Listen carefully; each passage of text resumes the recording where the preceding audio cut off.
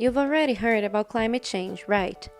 But do you understand the difference between weather and climate? Well, weather is about a specific moment. For example, today it is raining. It's a rainy weather. But if we talk about climate, we mean a weather pattern during a longer period of time, usually decades. For example, John lives at a place where it rains a lot during the month of January. In this particular case, the climate in January is rainy.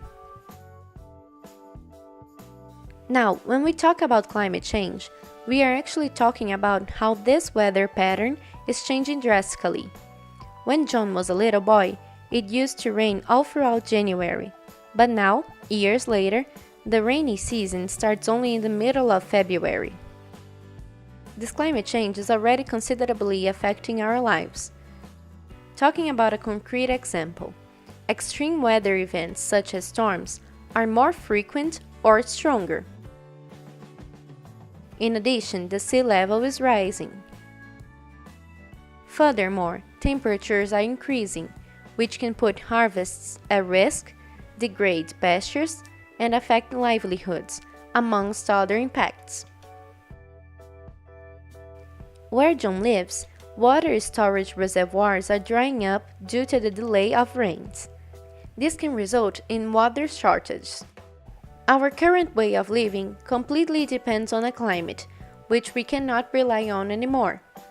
So, in order to preserve our welfare, we need to act now. But what can we do? One way is to reduce climate change via mitigation. John could think twice if he needs to use his car or if he could take his bike instead. We could also replace high-emitting factories with cleaner alternatives. Mitigation is important. That's why John has to change certain habits. However, climate change is happening, and John has to learn how to adapt to those upcoming changes. Adaptation means adjusting to the actual or future adverse effects of climate change. If we act appropriately in order to prevent or minimize the damage that climate change can cause, we can even take advantage of opportunities that may arise.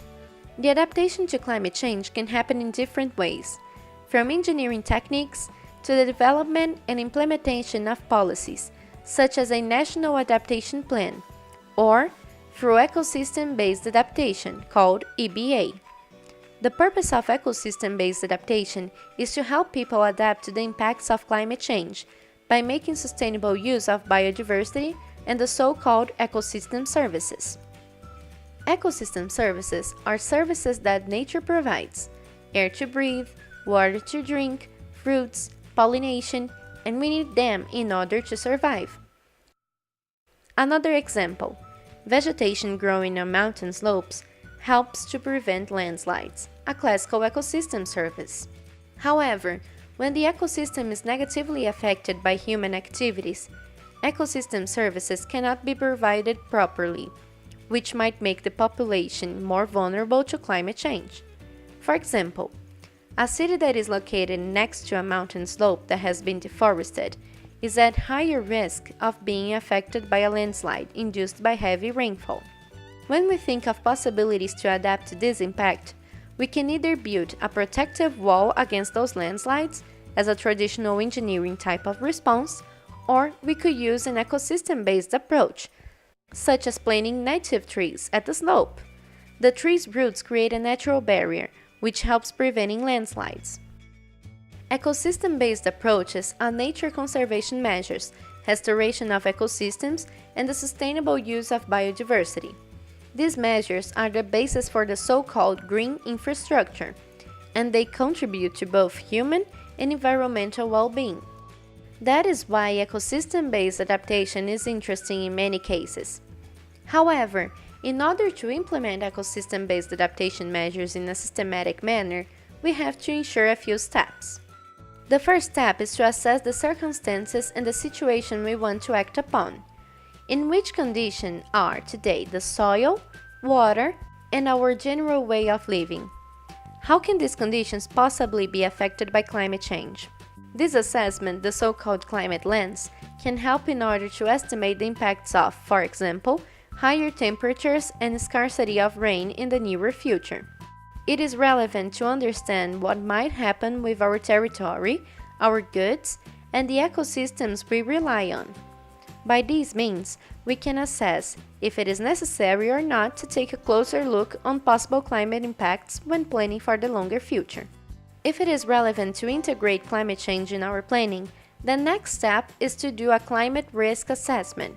In other words, to discover how people, goods, and areas are exposed and sensitive to climate change and which capacity they have to adapt to different potential climate change impacts.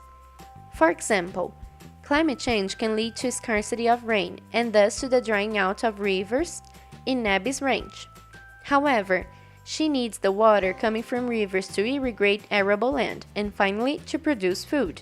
If the river runs dry, the quality and quantity of harvests are negatively affected and lead to a loss of income. With that in mind, it is easy to perceive the third step: identify options for adaptation. Thinking in EBA logic, how could you conserve, restore, or manage better ecosystems to reduce people's risk facing changing climate scenarios? The choice of the suitable measure can be done by prioritization. To do that, let us analyze everything. How much will different approaches to adaptation cost? Which are the most sustainable ones on the long term, and which ones will have the best results? After choosing the best option, we get to the fifth step: implementation. After discussing different approaches in our example, Abby might therefore decide that the best way to adapt is to recover the native forests on the riversides. That should help improve the water balance while helping to avoid soil erosion and contributing to the pollination of Abby's crops. Monitoring and evaluation closes the cycle to consider ecosystem-based adaptation into planning. It is important to evaluate if the options implemented generate the expected results. This guarantees the long-term success of the adaptation measure and helps us to learn and improve. The development and implementation of ecosystem-based adaptation measures always works best as a participatory process and involves all actors that depend on the territory in question. It is a matter of good public management and participation of local communities. This requires transparency of information and knowledge management in order to guarantee that everybody can participate and contribute to decision-making. To invest in a healthy ecosystem today is better than trying to fix negative impacts of climate change later. Moreover, it can be cheaper. You are not alone. There are different successful initiatives already in place to discuss ecosystem-based adaptation to climate change. Let's adapt ourselves to climate change with green solutions.